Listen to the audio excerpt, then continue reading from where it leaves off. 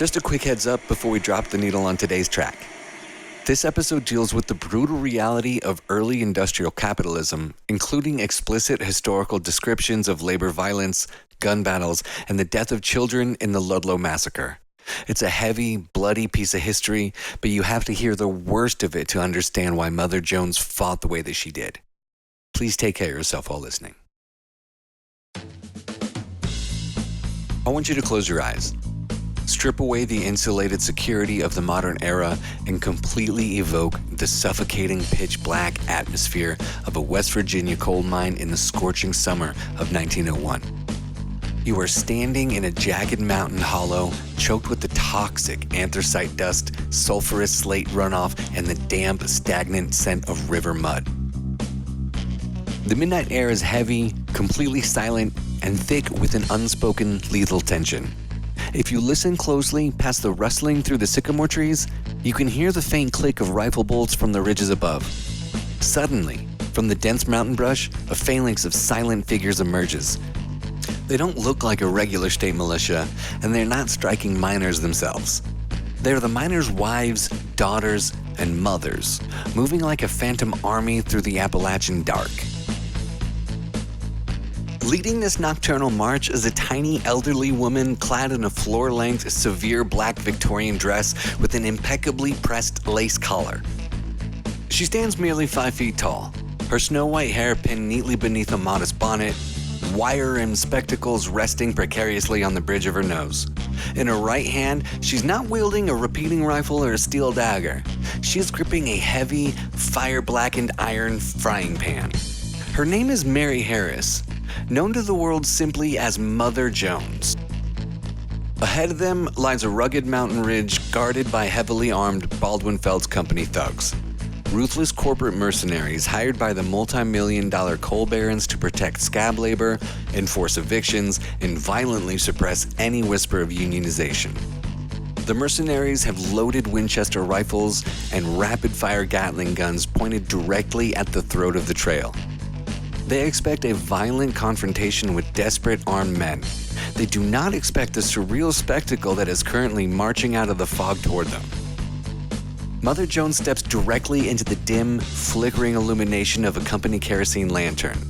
She looks straight down the cold barrels of the rifles and smiles.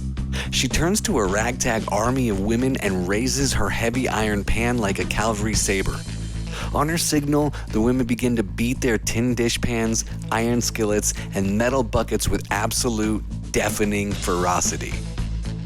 They unleash a primal, discordant cacophony that echoes off the mountain walls, terrifying the company mules and throwing the mercenaries into an absolute chaotic panic. The animals rear up, breaking their tethers, while the guards scatter in the darkness, utterly unnerved by the noise. Mother Jones charges forward, grabbing the barrel of a guard's rifle, looking him dead in the eye, and telling him that the mountains belong to the workers. To the massive industrial conglomerates, to the governors who deployed the state militia to protect corporate profits, and to the police chiefs who threw her into damp military prisons, this elderly woman was the most dangerous subverter of order in America. She was a human tempest who looked at the entire capitalist hierarchy and decided that the law was nothing but an instrument of human enslavement. She didn't seek permission. She didn't petition the corrupt courts, and she didn't compromise. She organized.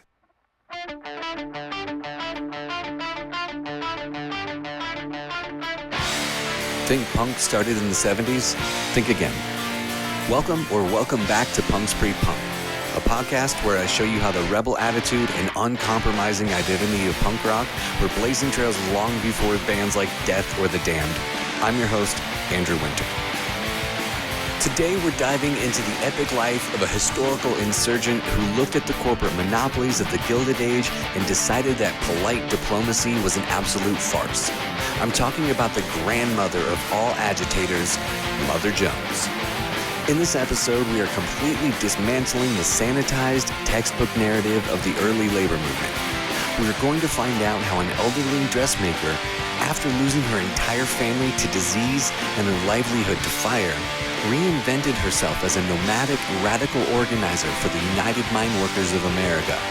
You're going to hear the incredibly tense account of how she faced down machine gun nests, organized covert worker underground networks, and led a daring, cross-country crusade of striking child laborers straight to the front lawn of the President of the United States. We'll take a deep, harrowing dive into the Colorado Coalfield War, exploring the literal trenches of the Ludlow Massacre, a high-stakes corporate siege where workers had to dig underground bunkers beneath their own tents just to protect their babies from state-sponsored machine gun fire. We will also introduce you to her secret weapon, a magnificent rogues gallery of international radicals, including Louis Tykes, a German immigrant union captain who used traditional folk music to unify an ancestral workforce before facing a military execution. But near the very end of this episode, I'm going to reveal the wild story of how her legacy survived long after her death. I'll tell you how her iconic battle cry, "Pray for the dead and fight like hell for the living," became a foundational underground anthem for every radical protest movement, labor strike, and anti-establishment mobilization across the globe. Mainstream history leaves out just how much organizational tactics functioned like an ultimate DIY punk rock mobilization. And I think you're absolutely going to love it. So stick around until the end to find out how her spirit changed the world. And finally, in our closing segment, we're going to break down exactly what it might be like to just sit down and hang out with the most radical grandmother in American history on a casual Tuesday afternoon over a cup of black coffee.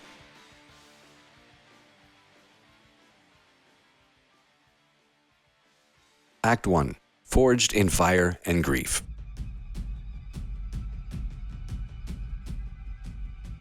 To understand how a traditional working-class immigrant woman transforms into a legendary wandering labor guerrilla, you have to look at the catastrophic crucible of her early life. Mary Harris was born in 1837 in Cork, Ireland, amidst the crushing devastation of the British occupation and the Great Famine. She grew up watching her neighbors starve in the ditches while British landlords exported grain and livestock for profit under military guard. She absorbed a foundational, instinctive hatred of systematic exploitation before she ever set foot on an immigrant ship to America. When she immigrated to the United States, she initially sought stability.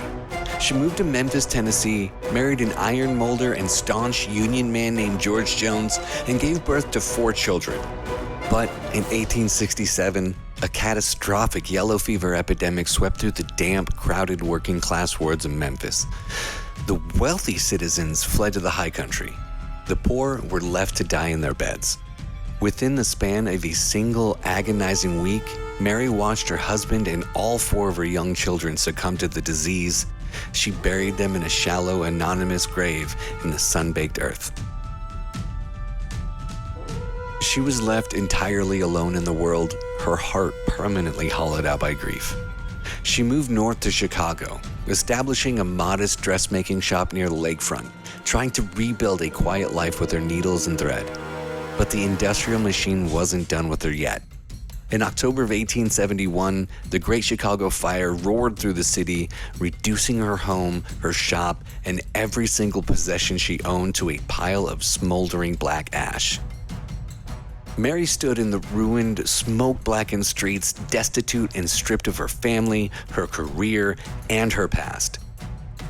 But instead of collapsing into a permanent psychological paralysis, a terrifyingly beautiful transformation occurred. She realized that since she had absolutely nothing left to lose, the establishment had no more leverage over her. Fear was gone. Identity was gone. She began sleeping in the rubble, attending meetings of the newly formed Knights of Labor in ruined, unheated basements. She listened to the stories of railroad workers, steel mill laborers, and miners who were being worked to death for pennies. She looked at these young, broken workers and decided that since her own children were gone, she would adopt the entire American working class. She shed her identity of Mary Harris dressmaker. She put on the black Victorian dress, stepped into the light of the fires, and became Mother Jones. Act 2. The Industrial Warfare of the Coalfields. By the late 1890s, the American industrial landscape was a corporate battlefield. Coal was the lifeblood of nations' factories, railroads, and steel mills, but it was extracted through the literal destruction of human bodies. Miners lived in company-owned wooden shacks, bought their food at company-owned stores using worthless company script instead of real money, and died by the thousands in frequent preventable mine explosions and cave-ins. Mother Jones didn't just write polite essays about these horrors. She became a nomadic, traveling organizer for the United Mine Workers of America. She lived out of a single, battered canvas suitcase, traveling down dirt roads and hidden mountain paths into the isolated, corporate-controlled company patches of Pennsylvania, West Virginia, and Colorado. Her organizational style was pure, unadulterated DIY punk rock tactics. The coal barons legally prohibited union organizers from entering company property, invoking draconian trespassing laws, and employing armed militias to patrol the perimeters. Mother Jones ignored them entirely. She would slip into the patches in the dead of night, wading through freezing mountain creeks and trekking along active railroad ties to avoid checkpoints. She would hold clandestine meetings in dense pine forests, inside fruit orchards, or on neutral ground of public highways. She was a master of psychological warfare. When the coal company in Pennsylvania hired armed guards to patrol a mine entrance to keep strikers out, Mother Jones didn't organize a conventional picket line of men because she knew the guards would immediately open fire on them. Instead, she mobilized the Kitchen Brigade, the March of the Miners' Wives with frying pans and dishpans that we talked about at the top of the episode. She used the social norms of the Victorian era against the corporate structure, knowing the guards would hesitate to openly massacre a line of grandmothers and wives on a public road. She was completely fearless. During a highly volatile strike in West Virginia, a company thug pointed a loaded pistol between her eyes and threatened to pull the trigger if she didn't leave the territory immediately. Mother Jones didn't flinch. She leaned forward, pressed her forehead against the cold steel of the barrel, and told him that if he shot her, 1,000 men would rise up from the hills to string him from the nearest pine tree. The guard, unnerved by her complete lack of survival instinct, slowly lowered the weapon. She had realized the ultimate punk rock truth. When you show the oppressor that you are entirely willing to die for your cause, they lose all power over you. Act 3. The Army of Little Monks. In 1903, Mother Jones turned her radical focus toward one of the most horrific, unspoken atrocities of Gilded Age capitalism: child labor. In the textile mills of Kensington, Pennsylvania, thousands of children, some as young as 7 or 8 years old, were working 11 hours a day, 6 days a week, operating massive, dangerous, automated looms for a pittance. Many of these children were missing fingers, their hands crushed by the machinery, and their lungs permanently damaged by inhaling cotton lint. The traditional newspapers, heavily funded by corporate advertisements, completely refused to publish anything about the strike or the conditions of their children. They wanted the reality buried. Mother Jones looked at the media blackout and said, "If they won't bring the news to the public, I will bring the reality to their front lawns." She organized what became known as March of the Mill Children. She selected nearly 100 striking child workers, many of them visibly mutilated by the textile machinery, and launched a grueling 300-mile pedestrian crusade from Pennsylvania all the way up to New York and ultimately to Oyster Bay, Long Island, in the summer home of President Theodore Roosevelt. This was a brilliant piece of traveling political theater. She called the children her little monks because they marched in silent, disciplined columns. They carried banners that read, "We want time to play," and "We want to go to school." Mother Jones held public rallies in every town they passed through, setting up makeshift wooden stages in public squares. She would lift up children with missing hands and scarred arms for the crowd to see, yelling, "Here is the literal flesh and blood that buys your cheap cotton textiles. This is the price of your gilded prosperity." The march was an absolute media sensation. It bypassed the corporate newspaper blockade by creating a visual spectacle that local reporters couldn't ignore. When they reached New York City, she held a massive torchlight parade down Fifth Avenue, commanding an audience of tens of thousands of citizens. Hiding behind his security detail at his estate, President Roosevelt refused to meet with her, but the ideological point had been irretrievably proven. Mother Jones had successfully dragged the hidden, bloody underbelly of industrial capitalism into the glaring light of public consciousness. She proved that a small, dedicated group of exploited individuals could control the national narrative using nothing but creative, direct action and raw, unvarnished truth. Act 4. The Rogues Gallery of Labor. The Frontline Allies. To fully comprehend the sheer scale of the resistance Mother Jones commanded, we have to look past her individual mythos and examine the brilliant underground framework of her strategic network. Mainstream history often pretends that Mother Jones was a solitary, eccentric folk figure. In reality, she was a commanding general of an international vanguard of highly ideological organizers who operated across severe cultural divides. Her inner circle was an incredible multi-ethnic network. Because the coal companies intentionally recruited immigrant workers from different nations, Greeks, Italians, Slavs, and African Americans, to ensure they couldn't speak the same language or organize together, Mother Jones had to find captains who could bridge those ancestral rifts. Her most effective operational captain was a young Greek immigrant named Elias Spanidakis, known in the American West as Louis Takis. Takis was born in Crete, a rugged island with an ancient history of guerrilla warfare against the Ottoman Empire. When he arrived in the coal fields of Colorado, he found a system that treated immigrants like expandable livestock. He took a job at the local steel mills, but quickly realized that the corporate structure used ethnic segregation to destroy worker solidarity. Takis became an undercover organizer for the United Mine Workers. He possessed an incredible gift. He spoke multiple languages and understood that music and cultural pride were the ultimate weapons to dismantle corporate division. In the sprawling tent colonies of southern Colorado, Takis would gather Greek, Italian, and Mexican miners around for evening campfires. He didn't just lecture them about labor theory. He would pull out a traditional stringed instrument and teach them traditional revolutionary songs, translating the lyrics into a shared language of economic rebellion. He transformed a fragmented workforce into a united, disciplined, tactical unit. Alongside Takis stood organizers like John Lawson, a calm, meticulously organized American miner who handled the logistics of supply lines, purchasing thousands of tents, blankets, and tons of food to sustain families when they were violently evicted from company houses. There was also William Big Bill Haywood, the towering one-eyed leader of the Western Federation of Miners, a man who openly declared that the law was a bourgeois construct meant to be smashed by the collective power of the working class.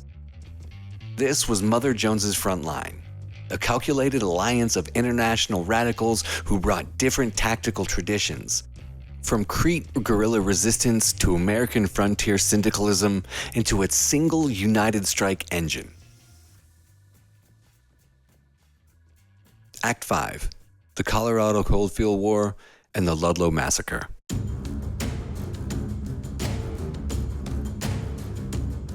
In September of 1913, this operational machine launched its most dangerous campaign, the Great Southern Colorado Coal Strike against the Rockefeller-owned Colorado Fuel and Iron Company. The moment the strike was called, the corporate hierarchy retaliated with draconian force. They deployed armed guards to evict over 11,000 mining families from the company-owned shacks in the middle of a freezing autumn rainstorm. But Mother Jones and John Lawson had already anticipated this move. The Union purchased massive quantities of canvas tents and established strategic colonies at the mouths of the mountain canyons, completely blocking off the access to the roads of the mines. The largest of these colonies established at a railroad siding called Ludlow, housing over 1,200 striking miners and their families. The conditions at Ludlow quickly devolved into literal trench warfare. The Rockefeller interest hired the Baldwin Felts Agency to build an armored car lined with thick steel plates mounting a heavy machine gun. The miners called this vehicle the Death Special. The mercenaries would drive this armored vehicle past the Ludlow Tent Company in the dead of night, randomly firing streams of machine gun bullets directly through the canvas walls of these tents where families were sleeping. To protect their children from this relentless nocturnal terror, Louis Tikas and his miners executed a brilliant DIY engineering project. Beneath the wooden floors of their canvas tents, they used picks and shovels to excavate a deep subterranean bunker. These hidden underground rooms became the nocturnal sanctuaries where women and infants huddled in the dark while bullets whined through the camp above. Mother Jones, now 83 years old, traveled directly into the war zone. Her presence drove the corporate administration into an absolute hysteria. The governor of Colorado deployed the state cavalry under the command of General John Chase to enforce order. When Mother Jones stepped off a train in Trinidad, Colorado, General Chase ordered his cavalry to charge a peaceful crowd of women who gathered to greet her. During the chaos, General Chase's horse tripped, throwing him into the dirt. Enraged and embarrassed, Chase ordered his men to ride down the women, resulting in a brutal cavalry charge that left multiple citizens slashed by sabers. Mother Jones was arrested by the military without a warrant and incarcerated in a freezing subterranean cell beneath the Trinidad courthouse. The cell was infested with rats and damp with mold, but she refused to yield. Whenever General Chase entered her cell to demand her surrender, she would look up from her iron cot and tell him that every day she spent in that hole, 5,000 more men were signing union cards across the country. This crisis reached its horrific apex on April 20th, 1914, a day permanently burned into the history of the American working class. With Mother Jones still held in prison, the state militia, heavily reinforced by corporate guards, took up high sniper positions on the hills overlooking the Ludlow tent colony. At dawn, they detonated an explosion to signal an attack and began pouring devastating machine gun fire directly into the tents. Louis Tikas, running through a hail of bullets, spent the morning guiding women and children down into the subterranean bunkers. He then met under a white flag of truce with the militia commander, Captain Carl Linderfelt, to beg for a ceasefire so the civilians could escape.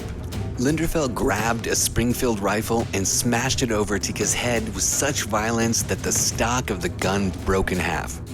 The militia then shot Tikas in the back, executing him in cold blood, and left his body lying in the dirt. The militia then swept through the colony, pouring kerosene onto the canvas structures and setting them ablaze. As the tents burned to the ground, the fire trapped a group of women and children hiding in one of the subterranean bunkers beneath the structure known as the Black Tint. 2 women and 11 children were suffocated to death in the smoke of that bunker, a tragedy that became known as the Ludlow Massacre.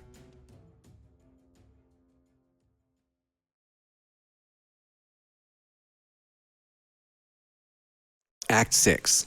The Counterattack and the Federal Trial. The news of the Ludlow Massacre dropped onto the American labor movement like a thermonuclear device. The miners did not surrender. They launched a massive, heavily armored counteroffensive that became known as the 10-Day War. Miners across Colorado dug up their hidden rifles, organized themselves into disciplined military squads, and systematically attacked coal mines, company stores, and militia garrisons across 100 miles of territory, burning corporate property and driving the mercenaries out of the canyons. It was the largest armed domestic insurrection in the United States history since the Civil War. Mother Jones was finally released from her military cage as the federal government stepped in to stop the war. President Woodrow Wilson was forced to deploy federal troops to disarm both sides and restore order. Mother Jones did not go into hiding after her release. At 84 years old, Her dress still carrying the scent of prison dampness, she traveled to Washington, D.C.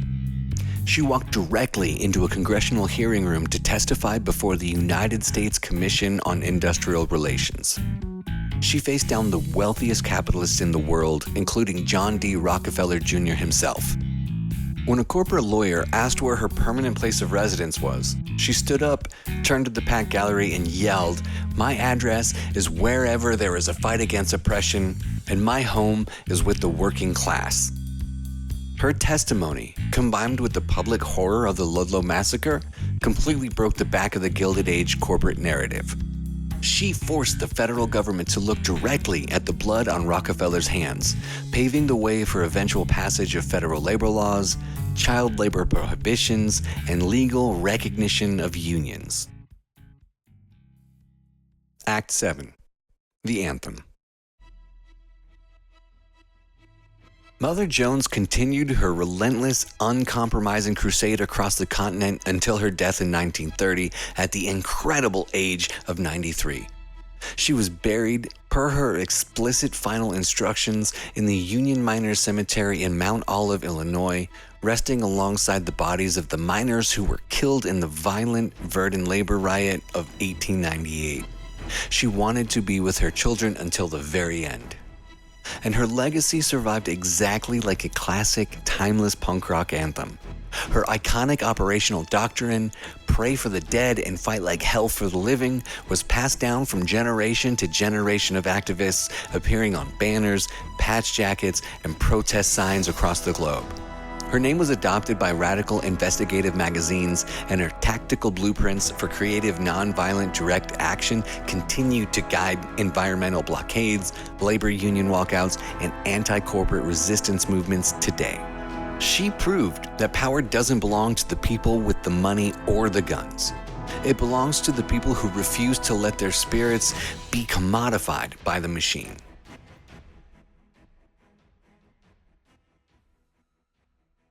Act 8. Hanging Out with Mother Jones. To wrap up this episode, let's look past the heavy historical battles at the courtroom transcripts and ask ourselves our very favorite human question. What would it actually be like to sit down and hang out with Mother Jones on something like a casual Tuesday afternoon? I think hanging out with Mother Jones would be the most intensely entertaining, hilarious, but incredibly intimidating experiences of your life. Hanging out with Mother Jones would definitely not happen in a fancy restaurant or a polite tea room. She was absolutely known to despise high society pretension. The hangout would take place in a smoky, crowded local tavern or a gritty boarding house kitchen near a railway yard. There would be a heavy wooden table, a single pot of boiling, bitter black coffee, and maybe a bottle of cheap whiskey sitting between you. She was a master of the spoken word, but her vocabulary was a wild, brilliant mix of high-level labor theory and aggressive, profane frontier slang. She wouldn't call you by your name. She would call you her boy or her daughter. Within 5 minutes of sitting down, she would look at your comfortable clothes, look at your soft hands, and ask why you were wasting your time sitting around and talking when there were corporate barons out there starving children. She had an absolutely wicked, razor-sharp sense of humor. She loved making fun of polite, middle-class reformers who wanted to solve poverty with charity. She would tell you stories about facing down militia generals, mimicking their stiff postures and high-pitched voices until you were laughing so hard your chest hurt. But she was also incredibly warm. If you were down on your luck or struggling, she would cook you a simple meal, pour you a shot of whiskey, and tell you that you had the spine of a revolutionary if you would just stand up and use it. You would walk away from a meeting with Mother Jones feeling entirely exhausted, completely inspired, and deeply self-conscious about your luxury you take for granted in the modern world. You'd leave that smoky room convinced that you need to go organize your workplace, throw away your television, and start fighting for the underdog with everything you've got. If you want to get closer to the real Mother Jones, start with her own words in the Autobiography of Mother Jones.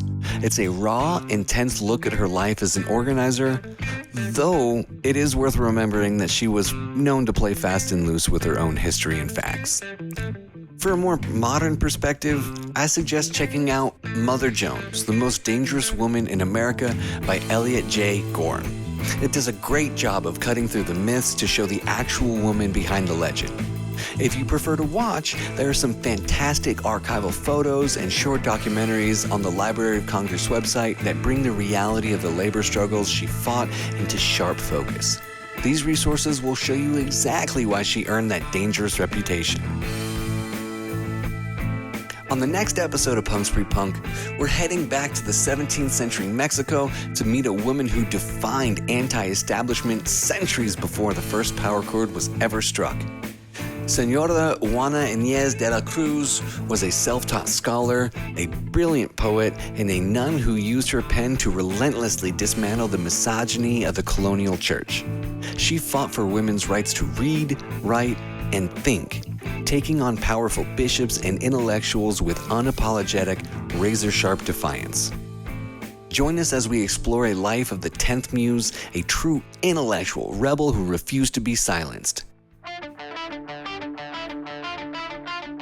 If you enjoyed today's episode and have any questions or comments or subjects that you think would make for a good Punks Pre-Punk podcast, email me at punksprepunk@gmail.com. That's punksprepunk@gmail.com. Thank you again for listening to the show. Please do all of the podcast stuff, like, share, subscribe, comment. I promise I listen to every single one.